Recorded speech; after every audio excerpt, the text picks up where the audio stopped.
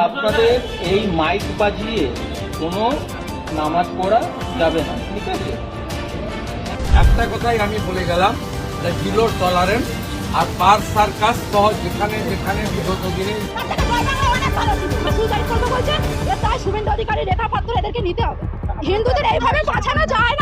আসসালামু আলাইকুম ভিউয়ার্স, দেশ ও দেশের বাহির থেকে যারা আমার ভিডিওটি প্লে করেছেন জানাচ্ছি আন্তরিক শুভেচ্ছা অভিনন্দন। আশা করি সবাই ভালো আছেন, সুস্থ আছেন, আলহামদুলিল্লাহ। তো ভিউয়ার্স, ভারতের পশ্চিমবঙ্গের নয়া মুখ্যমন্ত্রী শুভেন্দু অধিকারী শপথ নেওয়ার পর থেকেই একের পর এক মুসলিমদের সাথে যেন এক চ্যালেঞ্জ চালিয়ে যাচ্ছেন তিনি।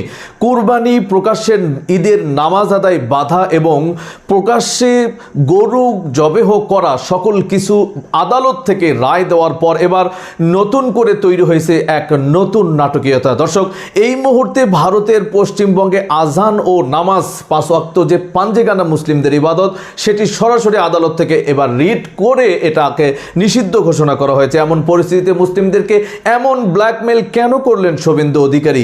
কুরবানির পশু কেনা থেকে অব্যাহতি দেওয়ার কারণেই কি এটা রেশ ধরে এই চ্যালেঞ্জ গ্রহণ করছেন? বিস্তারিত আপডেট জানবো আমরা রিপোর্টার। ভিডিওতে যাওয়ার আগে ছোট রিকোয়েস্ট করবো, যারা চ্যানেলটি সাবস্ক্রাইব করেননি সকল আপডেট সবার আগে জানতে অবশ্যই চ্যানেলটি সাবস্ক্রাইব করে পাশে রাখবেন। দর্শক আসুন স্ক্রিনে। আপনাদের এই মাইক বাজিয়ে কোনো নামাজ পড়া যাবে না, ঠিক আছে? সেটা মাইক বাজিয়ে বোঝা গেল যে আপনার যে মাইক বাজিয়ে কোনো, এটা শুধু নামাজের কথা বলছি না, যে কোনো ধরনের ধর্মীয় অনুষ্ঠান, এটা এখন যেহেতু সামনে ঈদ উল ফিতর আছে সেটা, আর অন্য এমন নয় যে অন্য ধর্মের ক্ষেত্রে। সরকার পরিবর্তনের পর থেকেই চরম অস্থিরতা ও আতঙ্কের পরিবেশ বিরাজ করছে পশ্চিমবঙ্গে। রাজ্যে বিজেপি ক্ষমতায় এসে বিভিন্ন প্রান্তে সংখ্যালঘু সম্প্রদায় উচ্ছেদ ও ভাঙচুর অভিযান শুরু করেছে। রাজনৈতিক মহলের একাংশের দাবি, মুখ্যমন্ত্রী শুভেন্দু অধিকারীর নির্দেশেই বেছে বেছে মুসলিম সম্প্রদায়ের বাড়ি ঘর বুলডোজার দিয়ে গুঁড়িয়ে দেওয়া হচ্ছে। শিয়ালদহ স্টেশন চত্বরে চলছে হকার উচ্ছেদ। এদিকে রাস্তায় নামাজ আদায়ের ওপর সাম্প্রতিক নিষেধাজ্ঞার প্রতিবাদে কলকাতার পুলিশের সঙ্গে মুসল্লিদের সংঘর্ষ চলছে। জানা যায়, রবিবার রাত থেকে চলা মুসলিম অধ্যুষিত পার্ক সার্কাসের সাতমাথার মোড়ে এই বিক্ষোভের সূত্রপাত হয়। বিক্ষোভের জেরে ওই এলাকায় যানবাহন চলাচল সম্পূর্ণ স্থবির হয়ে পড়ার উপক্রম হলে পুলিশ এবং সিআরপিএফ এর একটি বড় দল ঘটনাস্থলে পৌঁছে পরিস্থিতি নিয়ন্ত্রণে আনতে লাঠিচার্জ শুরু করে। এই ঘটনায় বেশ কয়েকজনকে গ্রেফতার করা হয়েছে। বিক্ষোভকারীদের দাবি, রাজ্যে বিজেপি ক্ষমতায় আসার পর থেকে সুপরিকল্পিতভাবে সংখ্যালঘুদের অধিকার খর্ব করার চেষ্টা চলছে। সাম্প্রতিক সময়ে আজান এবং নামাজের ওপর প্রশাসনের জারি করা নানাবিধ কড়াকড়ি তাদের ধর্মীয় অনুভূতিতে আঘাত করেছে। এছাড়া নতুন করে চরম আঘাত আসছে সংখ্যালঘুদের শিক্ষার অন্যতম প্রধান পীঠস্থান মাদ্রাসা ব্যবস্থার ওপর। বিজেপি শাসিত উত্তরপ্রদেশ এবং আসামে ইতোপূর্বে বেআইনি তকমা দিয়ে একাধিক মাদ্রাসা বুলডোজার দিয়ে গুঁড়িয়ে দেওয়া হয়েছে। বিজেপি একই রূপরেখা পশ্চিমবঙ্গে কার্যকর করার নীল নকশা তৈরি করছে বলে আশঙ্কা মুসলিম সম্প্রদায়ের। জানেন, তবু আরো একবার বর্তমান সরকারের যে কপটতা, হিপোক্রেসি, বিশেষ করে পশু হত্যাকে নিয়ে, সেটা আরো একবার আপনাদের দেখায়। 2025 সাল ভারতবর্ষ বিদেশে বিফ রপ্তানিতে গোটা পৃথিবীতে তৃতীয় অবস্থানে ছিল। ব্রাজিল সারা পৃথিবীতে এই বিফ রপ্তানিতে 1 নম্বর স্থানে ছিল, অস্ট্রেলিয়া 2 নম্বরে ছিল এবং ভারতবর্ষ দেখছেন ইন্ডিয়া তৃতীয় অবস্থানে ছিল। পশ্চিমবঙ্গে যখন গরু এবং মহিষ হত্যা করা সরকারিভাবে ব্যান করা হচ্ছে, সেই সময় ভারতবর্ষ বিশ্বে মাংস রপ্তানিতে 3 নম্বর অবস্থান গ্রহণ করছে। এটা কত বড় হিপোক্রেসি! এবং এক বছরে ভারতবর্ষ 1560,000 টন মাংস বিদেশে রপ্তানি করেছে এবং বিপুল পরিমাণের মুনাফা অর্জন করেছে। এখন মজার বিষয় হলো, এই কাজটা কারা করছেন? বিদেশে মাংস রপ্তানি কারা করতে পারবেন? বড় বড় ব্যবসায়ী, যাদের বিরাট বড় পরিকাঠামো রয়েছে, উন্নত কসাইখানা রয়েছে, যেখানে মাংস কেটে উন্নতভাবে প্যাক করে বিদেশে রপ্তানি করতে পারবেন। আর সেই সমস্ত কোম্পানি বিপুল পরিমাণে টাকা রোজগার করে বিজেপি পার্টিকে বিপুল পরিমাণে চাঁদা দিতে পারবে। অতীতে রেকর্ড আছে যেখানে 250 কোটি টাকা চাঁদা দিয়েছে বিজেপি পার্টিকে এই মাংস রপ্তানিকারক কোম্পানিগুলো। কিন্তু সাধারণ গরিব হিন্দু যারা, যাদের পরিবার চলে 2-4টি গরু পালন করে, সেই সমস্ত পরিবারের মানুষজন তারা তো আর বিজেপি দলকে চাঁদা দিতে পারবে না।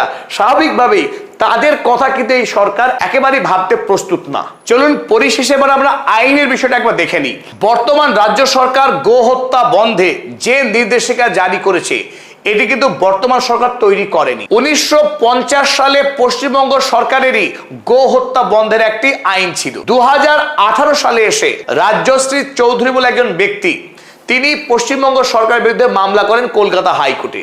সেই মামলায় যে রায় দিয়েছিলেন বিচারক মণ্ডলী, সেই 2018 সালে সেই রায়কে বর্তমান রাজ্য সরকার নতুন করে আরো একবার সার্কুলেট করেছেন। যে নির্দেশিকায় খুব স্পষ্ট করে বলা হয়েছে, no person shall slaughter any animal, thereby meaning bulls, bullocks, cows, calves, male and female, buffaloes, buffalo calves and castrated buffaloes। এই আইনে স্পষ্ট করে বলা হয়েছে কোনো পশ্চিমবঙ্গবাসী কোনোভাবে গরু, গরুর বাছুর, মহিষ বা মহিষের বাছুর হত্যা করতে পারবে না, যদি না, একটি শর্ত রয়েছে, একেবারে ব্যান তা নয়, যদি না সেই ব্যক্তি প্রমাণ করতে পারে যে প্রাণীকে হত্যা করতে চাইছেন সেই প্রাণীটির বয়স 14 বছরেরও অধিক, অথবা তার শরীরে বড়সড় অসুখ থাকার কারণে শারীরিকভাবে সে কাজ করতে অক্ষম। আর শুধু এখানেই যথেষ্ট না, এই মর্মে ওই ব্যক্তিকে পঞ্চায়েত সমিতির সভাপতি অথবা মিউনিসিপাল চেয়ারম্যানের এবং তার সঙ্গে একজন ভেটেরিনারি সার্জনের সাক্ষ্য, সার্টিফিকেট নিয়ে আসতে হবে। আর এই সার্টিফিকেট আনার পর ওই ব্যক্তি যদি সত্যি সত্যি পশু হত্যা করতে চায়, যে কোনো জায়গায় করতে পারবেন না, তাকে সরকারের অনুমোদন প্রাপ্ত যে কসাইখানা, সেখানে গিয়ে ওই পশু বধ করতে হবে। এই হচ্ছে নির্দেশিকা। আর এই নির্দেশিকা ঘিরেই বর্তমানে পশ্চিমবাংলায় ব্যাপক সংকট শুরু হয়েছে। সেই সংকট রাজনৈতিক, অর্থনৈতিক এবং সামাজিক। আমাদের সঙ্গে এতক্ষণ ধরে থাকবার জন্য সকল দর্শক মণ্ডলীকে জানাই অসংখ্য ধন্যবাদ। দর্শক, স্ক্রিনে আমরা সে সম্পর্কে বিস্তারিত জানলাম। এই বিষয়ে আপনাদের মতামত কমেন্টে জানান। কেউ ভিডিওটি স্কিপ করবেন না। তাহলে মুসলিমেরা যদি কোরবানির গরু ক্রয় করে, যেটা নিষিদ্ধ করা হয়েছিল এই উগ্রবাদী হিন্দুত্ববাদের কারণে, শুভেন্দুর সেই ঘোষণার পর থেকেই কিন্তু মুসলিমরা একযোগে গরু কেনা বন্ধ করে দিয়েছে, যার ফলেই কিন্তু এমন পরিস্থিতির তৈরি হয়েছে। দর্শক, এই মুহূর্তে আমরা জানবো যে কি ঘটতে যাচ্ছে আগামী কুরবানিরকে কেন্দ্র করে ভারতবর্ষে। বিস্তারিত সুসাইড করবে বলছে, তাই শুভেন্দু অধিকারী, রেখা পাত্র এদেরকে নিতে হবে। হিন্দুদের এইভাবে বাঁচানো যায় না দাদা। আমাদের গরু যদি না বিক্রি হয় আমরা কিভাবে দেবো? খবর নাই, আমি গরু হেঁটে হেঁটে নিয়ে যাব। শুভেন্দুর কারণেই আত্মহত্যা করতে চাইছে পশ্চিমবঙ্গের হিন্দু গরুর খামারিরা। ক্ষমতায় বসেই কোরবানির ঈদ পণ্ড করতে শুভেন্দু যে নতুন আইন প্রণয়ন করেছে, তার ফলে এবার তার বিরুদ্ধে ফুঁসে উঠেছেন সেই হিন্দুরাই, যাদের হিন্দুত্ববাদ নিয়ে তিনি অহংকার করেন। আসন্ন কোরবানির ঈদকে নিশানা করে গবাদি পশু জবাইয়ের উপর নজিরবিহীন প্রশাসনিক কড়াকড়ি ও আইনি খড়গ নামিয়ে এনেছে পশ্চিমবঙ্গের বিজেপি সরকার। নতুন নির্দেশিকা অনুযায়ী 14 বছরের বেশি বয়সী বা স্থায়ীভাবে অক্ষম না হলে এবং পৌরসভা ও পশু চিকিৎসকের জটিল শংসাপত্র ছাড়া কোনো গরুই জবাই করা যাবে না। মুসলমানদের ধর্মীয় উৎসবকে কোণঠাসা করার এই হীন রাজনৈতিক চাল খোদ শুভেন্দুর জন্য আজ বুমেরাং হয়ে দাঁড়িয়েছে। নোভা এলইডি টিভি, ঝকঝকে ছবি, নিখুঁত শব্দ, 5 বছরের ওয়ারেন্টি। নোভা মানি, সঠিক মান, নিশ্চিত সেবা। এই আইনি আতঙ্কে মুর্শিদাবাদের ডোমকহল সহ গোটা রাজ্যের পশুর হাটগুলো সম্পূর্ণ ক্রেতা শূন্য। আর এর সবচেয়ে বড় শিকার হচ্ছেন সেই প্রান্তিক হিন্দু খামারিরা, যাদের ভোটের উপর ভর করে শুভেন্দুর এই ক্ষমতার আস্ফালন। সারা বছর ব্যাংক বা মহাজনের ঋণ নিয়ে কোরবানির মৌসুমে বিক্রির আশায় গবাদি পশু লালন পালন করেন লক্ষ লক্ষ অমুসলিম চাষি। এই আয়েই চলে তাদের সংসার, সন্তানদের পড়ালেখা কিংবা মেয়ের বিয়ে। আজ হাটগুলো বন্ধ থাকায় ঋণের দায়ে মহাবিপাকে তারা প্রকাশ্যে বিষ খেয়ে আত্মহত্যার হুমকি দিচ্ছেন। ক্ষুব্ধ হিন্দু খামারিদের হাহাকার আজ আকাশ ছোঁয়া। তারা বলছেন, আমাদের গরুগুলো সনাতন ভাই বোনদের ফ্রি দিয়ে আসো, তারা গোমাতার পূজা করুক, আমাদের খাওয়ানোর সামর্থ্য নেই, নয়তো প্রধানমন্ত্রী মোদীকেই সব গরু কিনে নিতে হবে। কিনতেও পারবেন না, আর কিনলেও তার সার্টিফিকেট লাগবে। গরুর বার্থ সার্টিফিকেট খোঁজার মতো অতিরঞ্জিত ও হাস্যকর আইনি ফাঁদ তৈরি করে প্রশাসন সাধারণ কৃষককে আজ চরম অর্থনৈতিক দেউলিয়াপনার মুখেই ঠেলে দিচ্ছেন বলে মনে করছেন বিশ্লেষকরা। আন্তর্জাতিক বাজারে গরুর মাংস বা মহিষের মাংস রপ্তানিতে ভারত বিশ্বের শীর্ষ 3-এর একটি দেশ, যেখান থেকে মোদি সরকার বছরে প্রায় $4 বিলিয়ন বিপুল রাজস্ব আয় করে। উত্তরপ্রদেশ বা মহারাষ্ট্রের বড় বড় কর্পোরেট কসাইগুলো যখন বিদেশে মাংস বিক্রি করে। দর্শক, স্ক্রিনে আমরা সে সম্পর্কে বিস্তারিত জানলাম। সো ভিডিও এই পর্যন্ত। ভালো লাগলে লাইক অ্যান্ড কমেন্ট করবেন। দেশের সকল আপডেট সবার আগে জানতে অবশ্যই চ্যানেলটি সাবস্ক্রাইব করে পাশে রাখবেন। দেখা হবে পরবর্তী ভিডিওতে ইনশাআল্লাহ। আসসালামু আলাইকুম ওয়া রাহমাতুল্লাহ।